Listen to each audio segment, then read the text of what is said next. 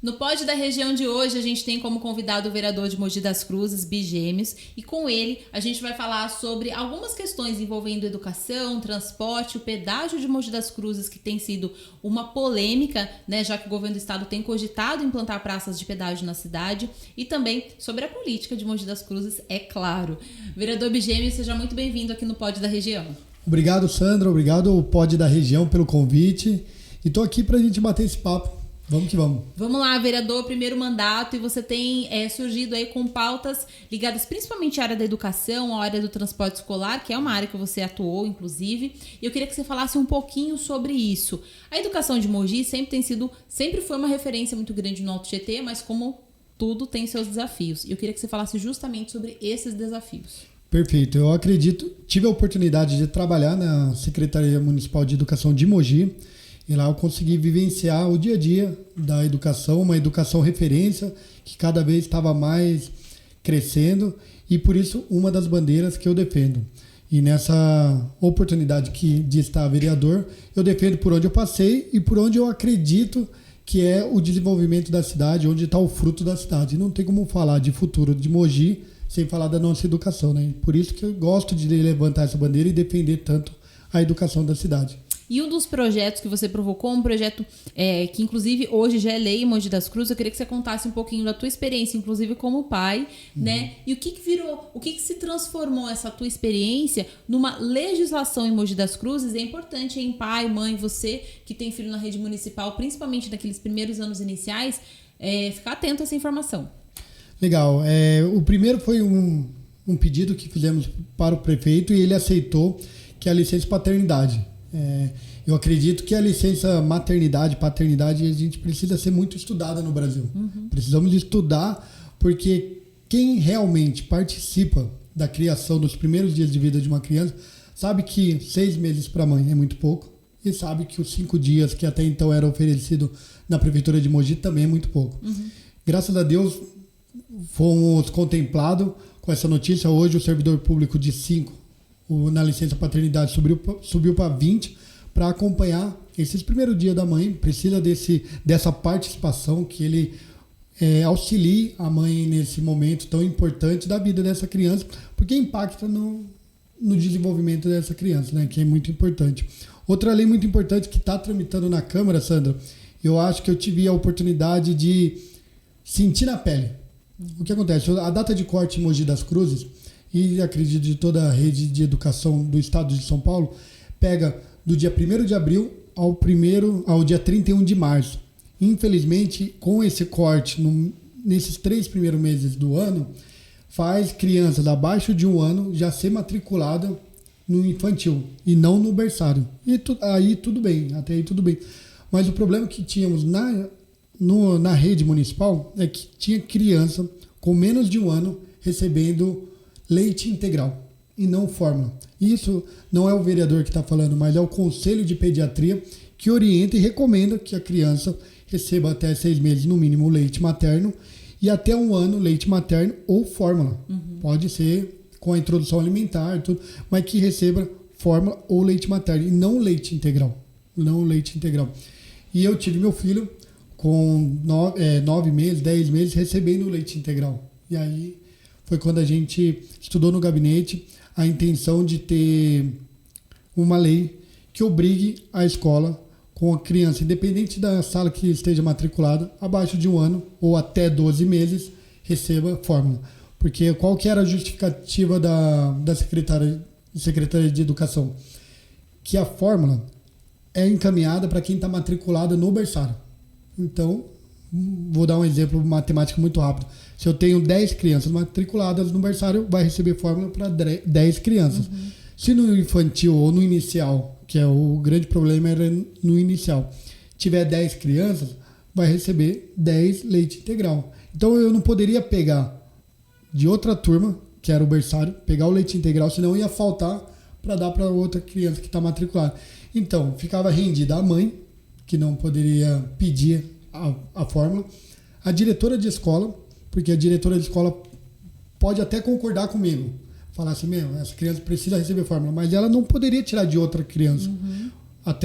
Isso tinha que sair já da secretaria. Já tinha que sair da secretaria. E hoje tem uma lei tramitando, estou muito empolgado. Ontem já passou pela Comissão de Justiça e Redação, que vai autorizar a mãe ter essa lei, que vai falar, minha filha tem menos de 12 meses, ou meu filho tem menos de 12 meses, ele tem direito à fórmula. A diretora pedir para o setor de merenda, eu tenho uma criança aqui com menos de 1 ano, ela precisa receber a fórmula. E a própria merenda comprar fórmula a mais, não se basear apenas no número de matrícula no berçário. E eu queria que você... Essa é uma informação até importante para alertar os pais, porque tem um impacto, inclusive, ali às vezes na saúde da criança, né? Você ainda nos bastidores tinha relatado que isso pode ocorrer episódios aí de diarreia, às vezes a criança apresentar uma intolerância, uma alergia, e por vezes a família nem se atentar que pode ser em decorrência do leite, né? Perfeito. E aí desencadeia. Eu sou pai de primeira viagem, Sandra. E o que acontece? Quando o Davi, meu filho, meu amado Davi, um beijo pro Davi, pra mãe dele, Natália, te amo. Quando o Davi chegava em casa com diarreia, eu não entendia, porque o Davi não tinha essa diarreia. E aí, o que acontece com mães de primeira viagem, pais? Às vezes pode tirar uma criança da escola. E no meu caso, a escola ajuda muito no desenvolvimento do Davi. Ajuda muito as crianças, relacionamento, a dividir, a aprender. E aí você tá tirando a criança de uma escola por conta de um gap, que é um problema que tem na rede municipal sobre alimentação, que a gente vai resolver com essa lei. Então, eu só percebi porque o Davi chegava em casa com diarreia. Como você falou, pode ter alergia, causar diarreia, e os pais ficam inseguros e tiram a criança da escola. É verdade. Agora, em relação à questão dos aplicativos, né? A parte do embarque, do desembarque, você também tem uma proposta nesse sentido. Tem, essa daí já virou lei, está na mão da prefeitura para sancionar essa lei. Um assunto que foi levantado de novo hoje pela imprensa da cidade. O que acontece?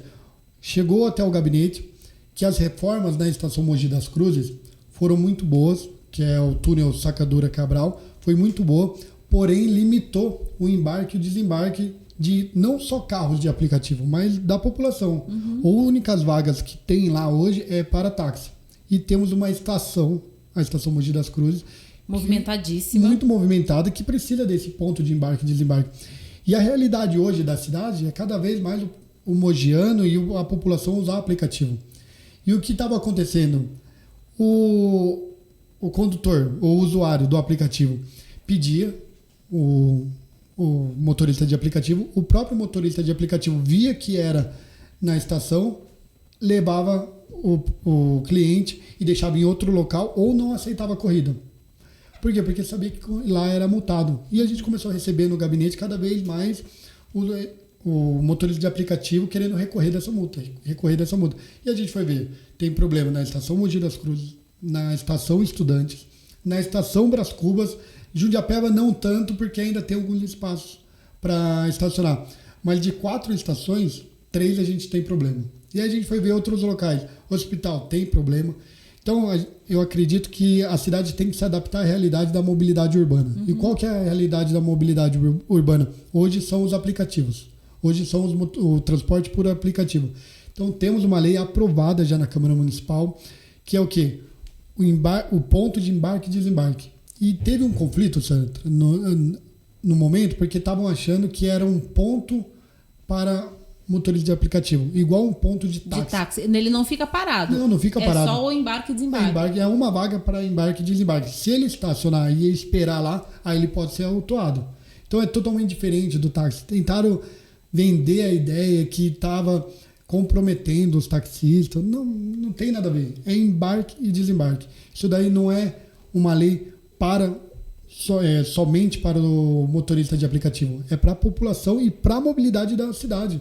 Porque pensa, uma via de uma mão, o cara para, é trânsito, é dor de cabeça, desnecessário. A gente precisa de uma lei para que a mobilidade da cidade cada vez mais funcione.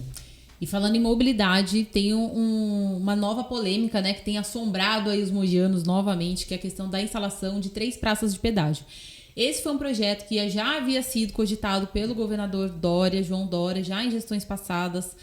Houve uma mobilização muito grande em Mogi das Cruzes. Esse projeto ele foi depois adormecido e ressuscitado. Acordaram esse projeto novamente e estamos a vias agora de implantação. Seriam 3 praças de pedágio, Mogi Dutra e também Mogi Bertioga. As entidades de classe aqui de Mogi das Cruzes e da região já se mobilizaram, com o Demática Consórcio dos municípios do Alto Tietê também, e a Câmara de Mogi também colocou isso em debate. E, vereador, eu queria que o senhor se posicionasse em relação a isso. É um projeto do governo do estado de colocar 2 praças de pedágio na Mogi Dutra, uma praça de pedágio na Mogi Bertioga. O que isso impacta a vida não só do mogiano, né, mas as pessoas que trafegam, que precisam utilizar essas vias para trabalho, seja para o turismo, né, como é o caso da Mogi Bertioga. Qual que é a sua avaliação sobre isso? Eu gosto de separar os pedágios da Mogi Dutra com o pedágio da Mogi Bertioga. Vamos começar pela Mogi Dutra. Totalmente inviável. Sou totalmente contra, independente do que está sendo vendido, que é o famoso free flow, que o mogiano não pagaria. Mas não tem como a gente só se limitar ao mogiano. Como que ficaria as vendas de Mogi para quem contrata transportadora? Vai encarecer o nosso produto. Quem recebe mercadoria, a cidade que recebe mercadoria, lá em Mogi a gente tem inúmeros supermercados, que eu vou dar como exemplo. Eles pagariam e queriam aumentar o custo dessa mercadoria. Então, quando o governador fala assim, não, mas o mogiano ainda não vai ter pedágio, porque quem mora em Mogi não vai pagar pedágio. Mas o custo da cidade é impactado. O custo de vida do mogiano é muito impactado. Então, não vejo cabimento, até pelo fato que a Mogi Dutra não precisa, no momento, de investimento. Então, já é uma obra feita, pronto, né? Diferente de você fazer uma obra e aí naquele pacote de obras eles dizem, olha, vamos para a iniciativa privada. Tem uma contrapartida para a cidade. E a contrapartida. E aí vai ter uma praça de pedágio que vai, como aconteceu com o Rodoanel. Perfeito. Né? Então eu não vejo possibilidade. Mogiano não vai pagar? Não, Mogiano paga. Indiretamente, mas ele vai pagar. O turismo da cidade, que tanto tenta, que é a Sabaúna, hoje é muito fomentado os passeios ciclísticos de Sabaúna. Vai parar, porque tem que pagar pedágio para vir para Mogi. Então, independente desse free flow, praça, vai impactar e sou totalmente contra, independente do que vai ser implantado. Mogi Bertioga, por isso que eu falei que eu separo, porque aí sim a gente está falando em contrapartida. A realidade da Mogi Bertioga hoje, todo ano a gente tem um incidente lá. Então eu consigo entender e participar de um debate para um possível pedágio na reta da Mogi Bertioga, naquele final lá da Mogi Bertioga. E aí começa a fazer um pouco de sentido. Não sei o que vai ser apresentado para o governador. O governador quer uma audiência pública. E aí que eu já vou deixar bem claro. A audiência pública do governador está errada, porque ele quer fazer uma audiência pública em São Paulo para pedágio em Mogi das Cruzes. Ele mostra que não conhece Mogi das Cruzes, porque os pedágios da Mogi Dutra impacta diretamente a bairros da cidade, como Jardim Piatã, Jardim Margarida, Novo Horizonte, Tabuão. São bairros mais carentes de Mogi das Cruzes. Como que essa população vai até São Paulo participar de uma audiência tem pública? Que ser aqui tem que ser em Mogi. Então tem que ser em Mogi. Estamos fazendo essa mobilização para que não aconteça essa audiência pública dia 18 em São Paulo, seja em Mogi, para que o mogiano participe. Caso não aconteça, a gente vai até São Paulo, vamos brigar e levar o máximo de mogiano até lá.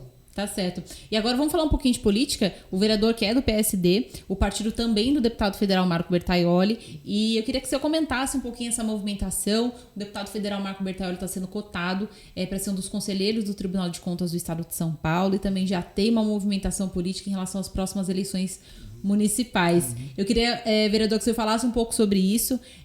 Se Mogi, do ponto de vista do mogiano, se Mogi ganha com a ida do deputado, porque ele acaba tendo que também abrir mão do mandato para o conselheiro, como conselheiro do Tribunal de Contas, e politicamente o que isso impacta também? Tem os impactos, tudo tem um impacto positivo, tem o prós e o contra, né, Sandra? Eu acredito que é bom para a cidade. Ter alguém no Tribunal de Contas é algo que sai da esfera de tudo que aconteceu da política na história de Mogi das Cruzes. E eu acho que, na minha opinião, o deputado vai estar colhendo algo que ele plantou. É uma colheita de um bom trabalho como prefeito, um bom trabalho como deputado estadual, um bom trabalho como deputado federal. E aí é mais um assunto dele, um assunto mais particular, mais na intimidade do deputado.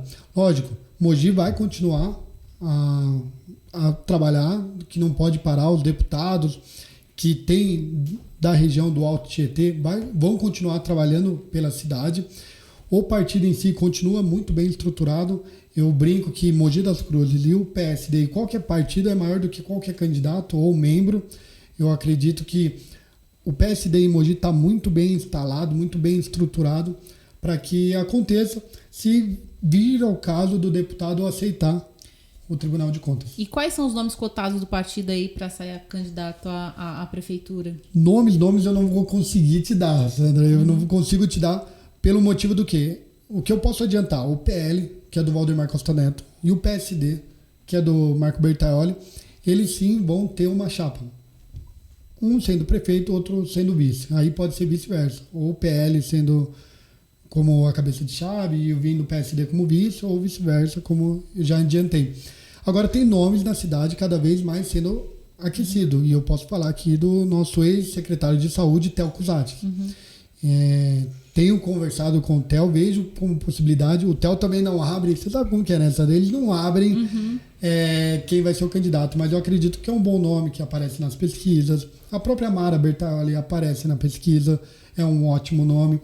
Aí a gente tem que avaliar o que vai acontecer, né? Eu acredito que o PSD vai tomar essa decisão muito bem com o PL e ano que vem teremos candidato a prefeito da cidade. E é a hora do cidadão avaliar.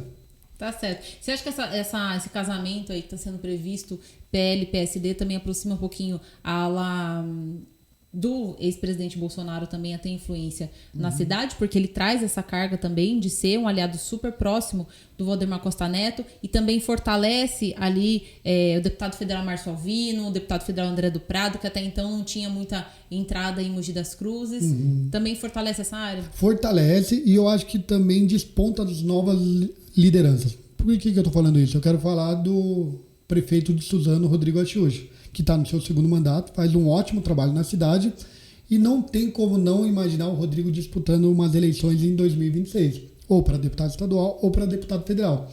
Se o deputado federal Marco Bertaioli vir a assumir, fica uma lacuna, fica um espaço muito grande para que o Rodrigo tenha mais espaço em Mogi das Cruzes. Então não se limita a Márcio Alvino, sim, desponta novas lideranças para pegar voto em Mogi, mas que conheça Mogi, que tem um compromisso com Mogi, que é o caso do Rodrigo. E na cidade, desperta nova liderança para possivelmente ser prefeitos da cidade. Tá certo. Vereador Bigemes, eu agradeço muito a sua participação e esse bate-papo aqui no Pod da Região. Sandra, mais uma vez, obrigado pelo convite. Me coloco à disposição para quando quiser a gente conversar sobre política. Tá certo. Pessoal, você que nos acompanhou aqui no Pod da Região, a gente falou muito sobre política de Mogi das Cruzes, a possibilidade da instalação de praças de pedágio também na cidade, entre outros assuntos da cidade. Você que nos acompanhou, curte e comenta que a gente também quer ouvir a sua opinião. Tá certo? E até a próxima. Portal da Região, a notícia que você precisa.